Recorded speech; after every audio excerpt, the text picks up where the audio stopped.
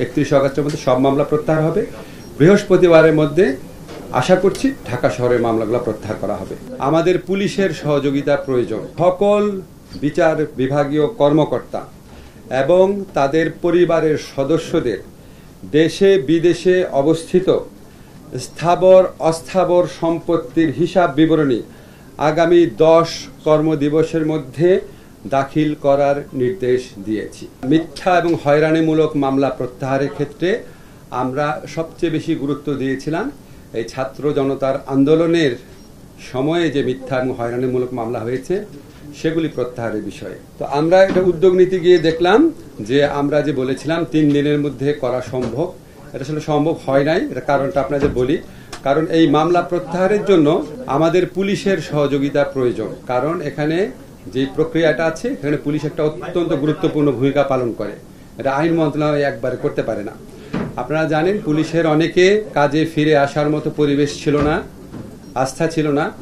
এটা জাস্ট গতকাল থেকে ওনারা প্রায় ফুললি ফাংশনাল হয়েছেন, এই জন্য একটু টাইম লাগছে। তো আমরা আশা করছি এই বৃহস্পতিবারের মধ্যে ঢাকা শহরে যে মিথ্যা এবং হয়রানিমূলক মামলা হয়েছিল সেগুলি প্রত্যাহার সম্পন্ন হবে এবং ইনশাআল্লাহ 31 আগস্টের মধ্যে সারা দেশে 1 জুলাই থেকে 5 আগস্ট পর্যন্ত ছাত্র জনতার এই গণ আন্দোলনে জড়িত, এই গণ আন্দোলনের সাথে নেতৃত্ব দেওয়া, এই গণ আন্দোলনে আপনার আত্মদান করা, এই গণ আন্দোলনে অংশগ্রহণ করা মানুষের বিরুদ্ধে যে মিথ্যা এবং ষড়যন্ত্রমূলক মামলা হয়েছিল সেগুলি 31 আগস্টের মধ্যে আমরা আশা করছি প্রত্যাহার করা হবে। আমাদের মন্ত্রণালয়ে যারা আছেন তারা দিনে রাতে কাজ করছেন, 7টা 8টা 9টা এবং 10টা পর্যন্ত কাজ করছেন।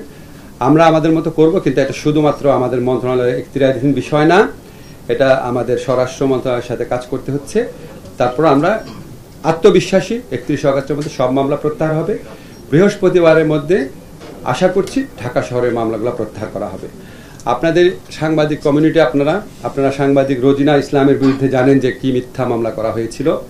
আপনারা জানেন যে মাহমুদুর রহমান মান্না, আমি এই দুটা উল্লেখ করছি বোঝানোর জন্য আপনাদের যে আমরা কতটা প্রোঅ্যাক্টিভলি কাজ করার চেষ্টা করছি। রোজিনা ইসলামের পাসপোর্ট অলরেডি ফেরত দেওয়া হয়েছে।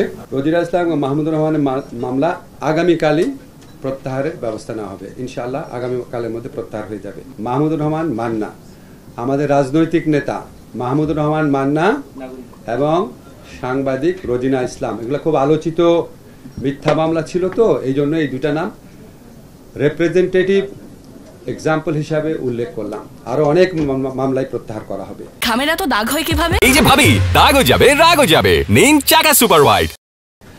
আমরা বিচার বিভাগের সংস্কারের জন্য কিছু উদ্যোগ গ্রহণ করেছি অল্প সময়। এর মধ্যে আমরা মাননীয় প্রধান বিচারপতি সহ আপিল বিভাগে বিচারপতি নিয়োগ দেওয়ার ক্ষেত্রে আইন মন্ত্রণালয়কে যে সহযোগিতামূলক কার্যক্রম করতে হয় সেটা আমরা সম্পন্ন করেছি। এই নিয়োগের থেকে আপনারা বুঝে নেবেন যে আমরা কিসের উপর গুরুত্ব দিচ্ছি। কোয়ালিটি, ইন্টিগ্রিটির উপর গুরুত্ব দিচ্ছি। যারা আপিল বিভাগে মাননীয় বিচারপতি আছেন আপনারা সবাই ওনাদের সম্পর্কে অবহিত আছেন। আমরা বাংলাদেশের সুপ্রিম কোর্টের সাথে পরামর্শক্রমে সকল বিচার বিভাগীয় কর্মকর্তা এবং তাদের পরিবারের সদস্যদের দেশে বিদেশে অবস্থিত স্থাবর অস্থাবর সম্পত্তির হিসাব বিবরণী আগামী 10 কর্মদিবসের মধ্যে দাখিল করার নির্দেশ দিয়েছি। গুলিবর্ষণ এই সমস্ত ঘটনার বিচারের জন্য ইতিমধ্যে কিছু মামলা হয়েছে আপনারা জানেন, এবং আমরা নিজেরা রাজপথে থাকা বিভিন্ন ছাত্র সংগঠন, বিভিন্ন মানবাধিকার সংগঠন, জনগণের বিভিন্ন গোষ্ঠী দাবি করেছেন যে এটাকে মানবতা বিরোধী অপরাধ হিসাবে এটা বিচার করার স্কোপ আছে কিনা। এই হত্যাকাণ্ডের সাথে জড়িত ব্যক্তিরা এবং যারা আদেশ দিয়েছেন, বিভিন্নভাবে সহযোগিতা করেছেন, তাদের সকলকে বিচারের আওতায় আনা সম্ভব।